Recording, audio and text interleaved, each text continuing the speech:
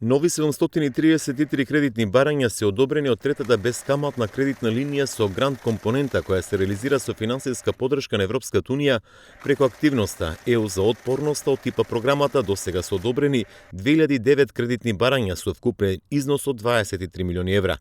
Кај овие 2009 апликанти вработени се вкупно 15.197 лица. Како што соопшти Развојната банка на Македонија, според структурата 1123 кредитни барања се од мали компании, додека 741 барање се од микрокомпании. Вкупно 106 кредитни барања се од трговци поединци, додека 39 кредитни барања се од занаетчии.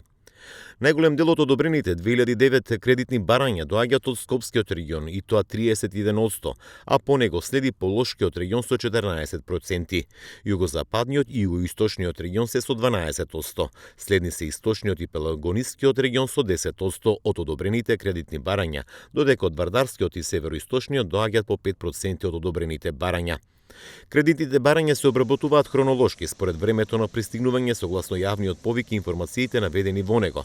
Досега е донесена одлука за 2264 кредитни барања кои пристигнале заклучно со 20 декември 18 часот, од кои за 255 е утврдено дека не ги исполнуваат условите од јавниот повик, наведуваат од банката.